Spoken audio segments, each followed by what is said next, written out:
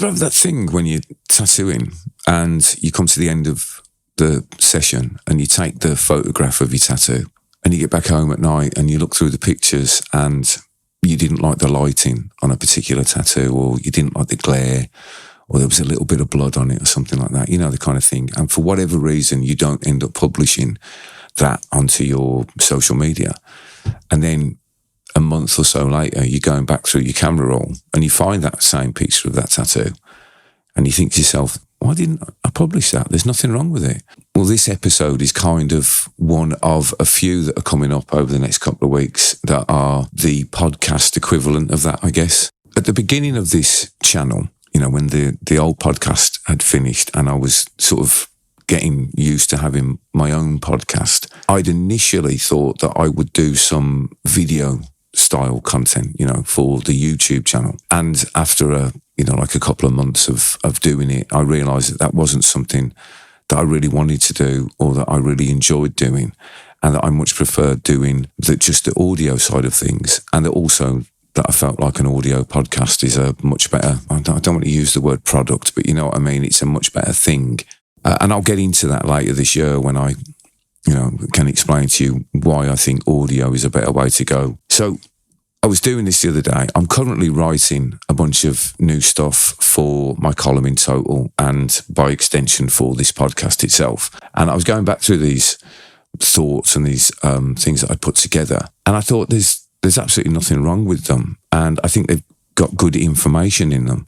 But they got lost in the shuffle, you know, when you've got a new channel and, you know, you're still trying to figure out what the logo is, what it's going to look like, what it's going to sound like, you know, all that sort of stuff. Some things get lost. And so this episode is a talk that I gave at the Paradise Tattoo Gathering. I think it was 2024 when I did this. And Gabe asked me if I would give a talk all about how I felt about AI. And so I said, yeah, sure, I'll do it. So that's what's coming up. There is a little intro on it. Because I'm just going to publish it in its entirety. So feel free to ignore me talking about what awards I've won in marketing and all that sort of stuff, because it's largely irrelevant. But I think it's interesting because the question is interesting and it remains interesting. Where are we as artists in the world of AI? How does that threaten us as artists? How can we use that as artists? Should we use it? Should we completely ignore it? What should we do? Here's my talk that I gave at Paradise Tattoo Gathering a couple of years ago, all about AI. Enjoy, and I'll see you next time. Hello, Paradise Tattoo Gathering, everybody there. I'm really sorry I can't be with you in person, but unfortunately my commitments in the UK meant that I wasn't able to travel this year. I guess because I'm giving you a talk on AI and marketing, that it's only fitting that I'm not there, I guess. Consider this my avatar. I think just before I give you this presentation about what I think of marketing in the age of AI, I should probably tell you who I am and why you should listen to me. You know, in this modern world of fake news and everything that's becoming increasingly more important. So my name's Paul Talbot. I'm a tattooist from the UK. I've been a tattooist working professionally for about the last 15 years now. But before that, I was the head of design and marketing for one of the UK's top 20 indie publishers. So I've worked with companies big and small, helping them navigate the initial digital revolution when the internet was a new thing and when social media was a new thing, etc., etc. So that's what I've done. I've won some awards in marketing. I think I've actually won more awards in marketing than I did in tattooing, which says something. I'm not sure that I'm happy about what that says, but never mind. So here's my advice about marketing your business in the age of AI. I hope you enjoy it. I'll be interjecting a little bit throughout the presentation to keep it less AI and more human as much as I possibly can. Enjoy. I'm not anti-tech. Quite the opposite, in fact. Throughout my life, I've been excited to learn each next big thing as it became available. And then with a better understanding of all that it can do, I've cherry-picked only the bits that benefit me and my business. I've been a member of the workforce during the switch from analog to digital. I worked in music when the first computers arrived in the recording studios and in design during the switch from film to desktop publishing. I learned to code and build websites for Internet Explorer 5.5 and adapted my process to include social media as a digital marketing tool. I've always been excited about each new development until AI. Right from the very first time that I saw and used AI, I could see its benefits, but something felt off about it to me. So I started really watching it over the last couple of years with an increasing level of skepticism. Now AI is here and it's evolving faster than I ever imagined. And the question has become, how do we adapt when the rules of the game are shifting under our feet? Is the future one of abundance or are we heading towards disaster? Will AI change the world? Well, from what I can tell, it depends on who you listen to and who you trust. Hello, frogs. Yeah. I am a frog too. I have been for quite a bit of time. I think recently I started to try to jump out of the water, at least to tell you that the water is boiling. Because like that boring proverb, we've always heard, the idea that the frog, when you put it in cold water and, heat the water slowly, the frog doesn't notice, and then eventually the frog gets boiled alive. Now, I'm here to tell you, this is it.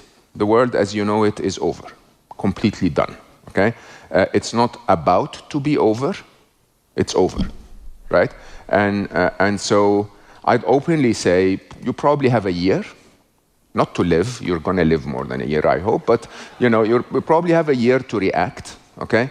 And don't blame me, because honestly, I'm never coming back to speak to you. Next year, you're probably gonna invite my avatar, right?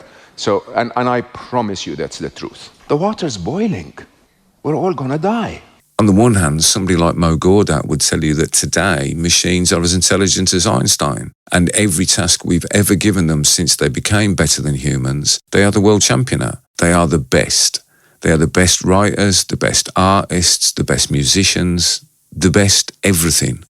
When faced with the argument and challenge that humans are uniquely capable of creativity and these are things that AI will never do, his response is that they're doing every one of them better than us right now. Because if you take the most complex of them, innovation, for example, Mo insists that innovation can be turned into a simple mathematical equation, basically an instruction to a machine that says, find every possible solution to a problem, discard the ones that were proposed before, and give me the ones that have never been proposed. That, apparently, is innovation. Intelligence will become a utility that we no longer consider, just like electricity. In a recent speech from the TCC Loyalty Forum in May 2024, he said that with 400 IQ points more, I can plant a garden outside when you can walk from one tree and pick an apple and walk to another and pick an iPhone. From a nanophysics point of view, it's the exact same cost. We are on the verge of being able to do that. We just need to be slightly more intelligent. With 400 IQ points more, I can plant a garden outside where you can walk to one tree and pick an apple and walk to another tree and pick an iPhone. Okay? From a nanophysics point of view, it's the exact same cost. Now, if, like me, iPhones growing on trees sounds a bit sci-fi and quite optimistic about the future of this particular technology, then you're not alone. There are a number of people out there who are tech savvy and are just as critical and skeptical of the future of AI as I am. Eric Siegel, for instance, has been in the field of AI since 1991, and he's horrified by the AI hype bubble, believing that the difference between what it can do and what humans can do is going to become increasingly apparent. There's kind of an illusion with generative AI.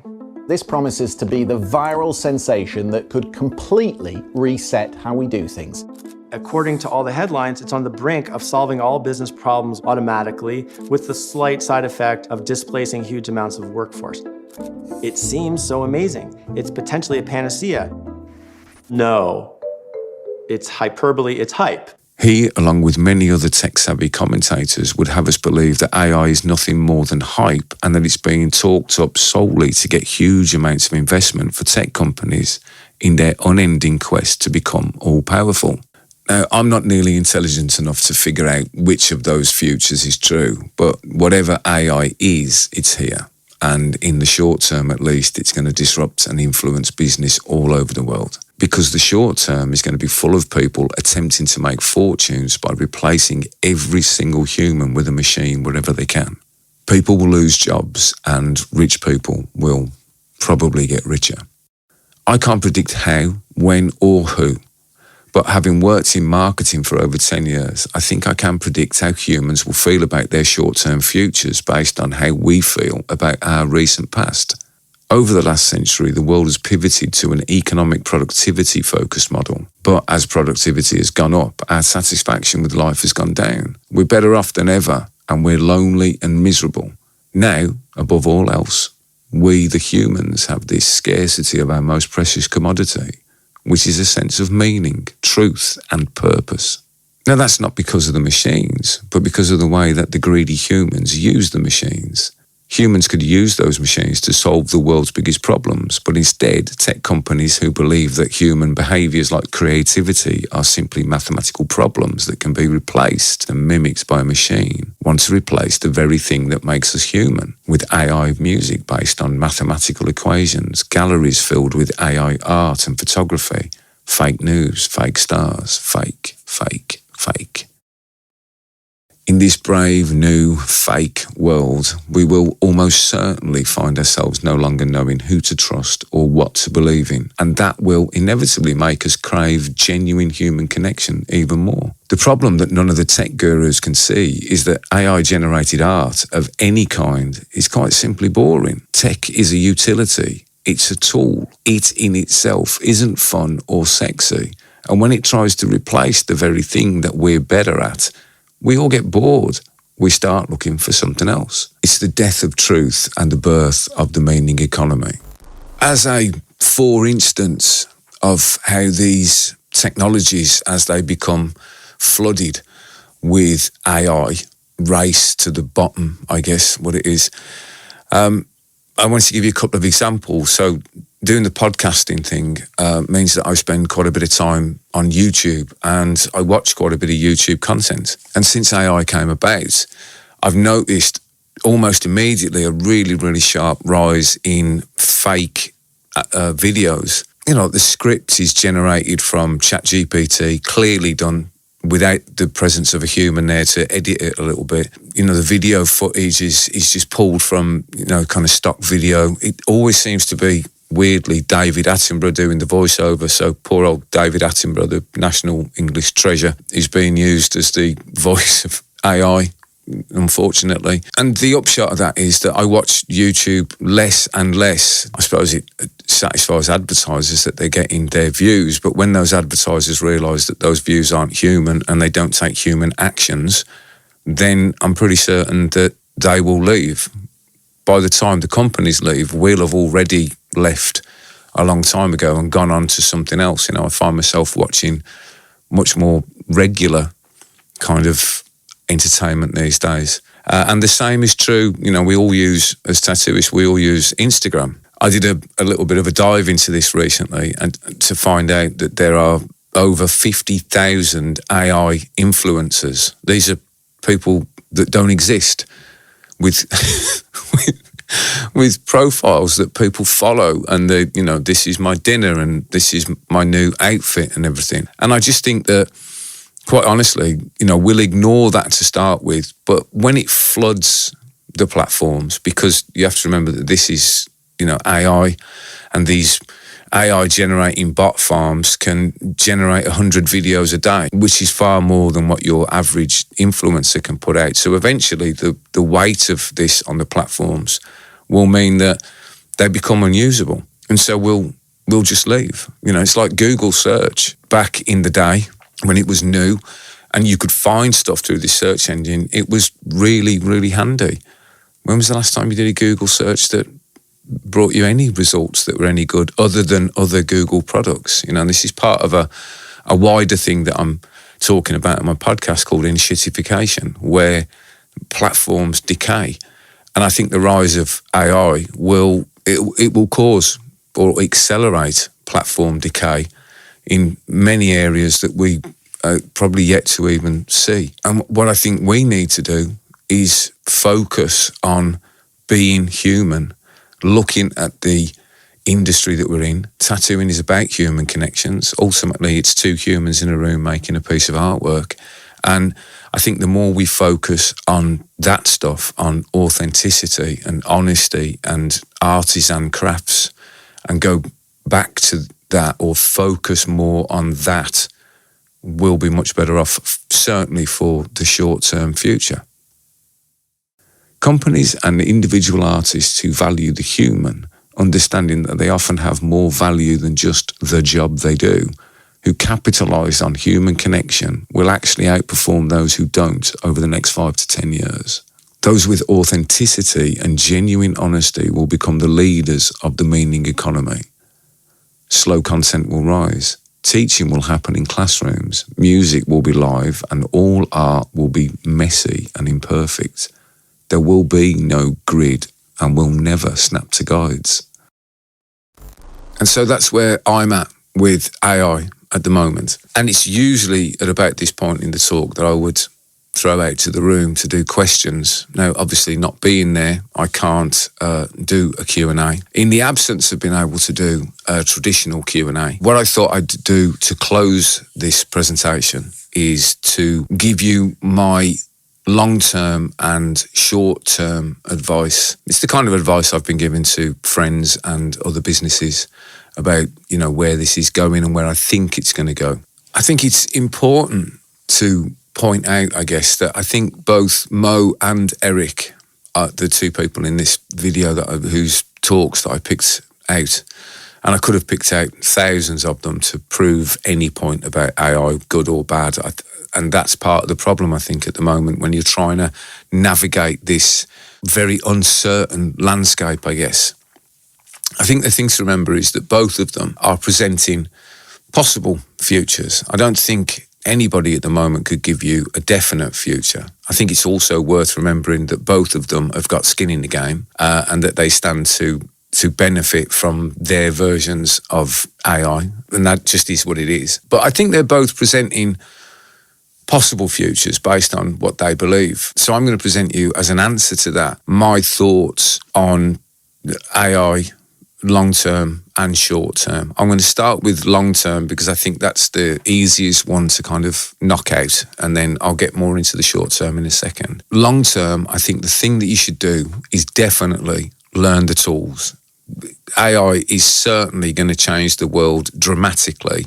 We're just not certain in what way yet, or I'm certainly not certain. Whatever, terrible sentence, but you'll have to excuse me. I think not learning the tools would be akin to somebody not learning how to use a browser back in the day when the internet was a new thing, or somebody not learning how to use a smartphone. Now, yeah, I'm sure you can live in the modern world without the internet or a smartphone, but you would be considerably disadvantaged. So learn the tools. You know, keep an eye on them. Learn how to do prompts for AI art, and learn how to navigate ChatGPT. I mean, ChatGPT for me is one of those things. As an example, I do a lot of writing, as you can imagine. I make a podcast, so I write a lot of stuff. And I've found ChatGPT to be invaluable for writing first draft. I don't really like it for writing the finished script, but as an idea generator, I can throw in, you know, like a rough idea and go, just sort of flesh this out for me.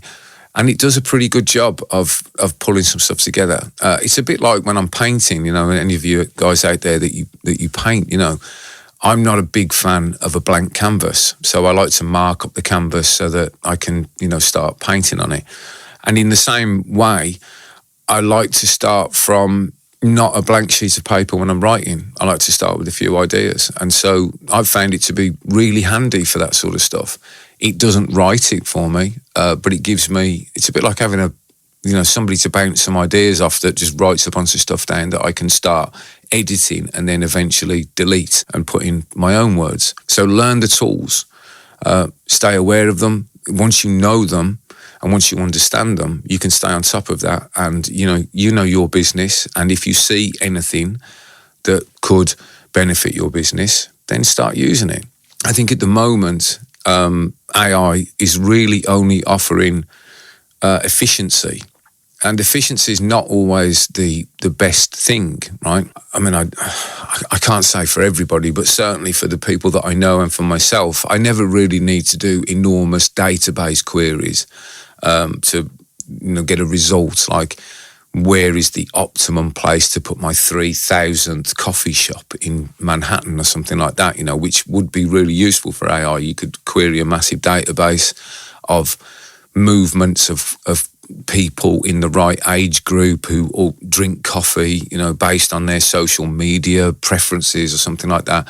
And I think for something like that, it's going to revolutionise a bunch of industries. But I don't really see it finding its place in what we do, because most of what we do is about a personal service. So the example I would give you, it's not my example, I've stolen this from my favourite marketeer, which is a guy called Rory Sutherland from Ogilvy Mather, who's a straight up genius as far as I'm concerned. But an example that he gave in a talk that I thought was spot on really was, if you think about hotels from, back in the day, hotels used to have a doorman and the guy would open the door and let you into the hotel. So a lot of hotels, in the name of efficiency, replaced the doorman with an automatic door, because the function of a doorman is to open a door, right? But actually, when you look at it from a marketing point of view, the function of a doorman is much greater than just opening the door.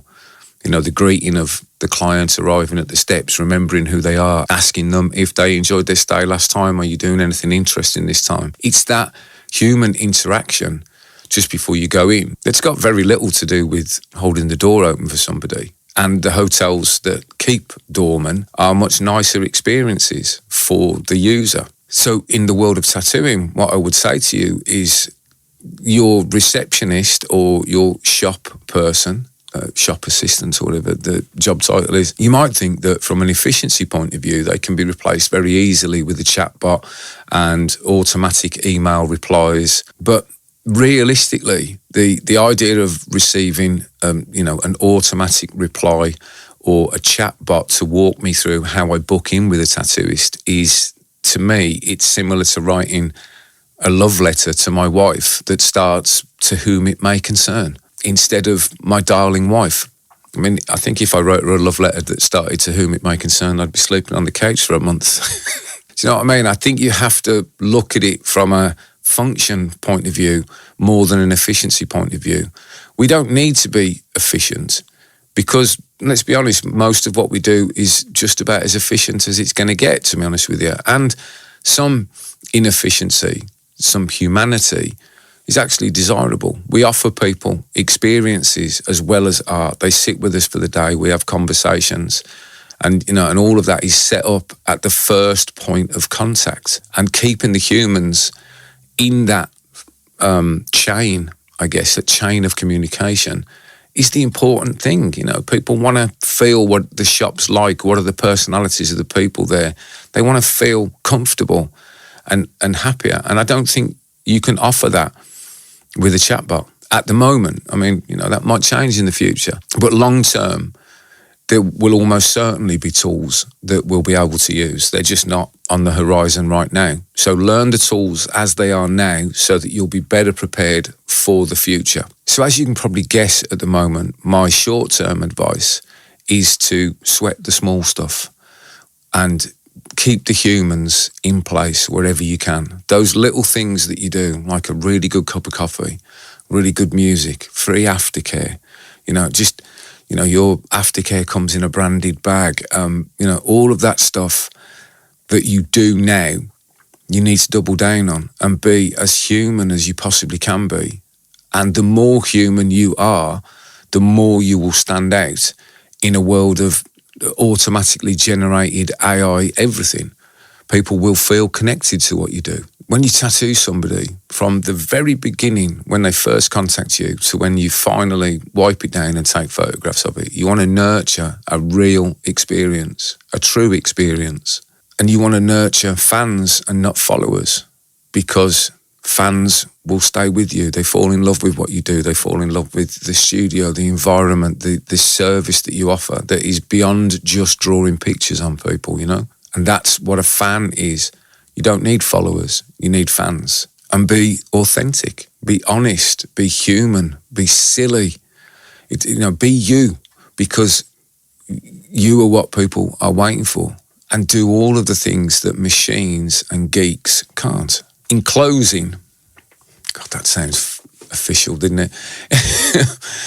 To end this, the one thing I'd like to impress on you, having done a bunch of research into this AI thing, is that I do think there are going to be lots of companies out there that employ AI and become incredibly efficient. But the companies who capitalise on human connection are the companies and the products that will become loved.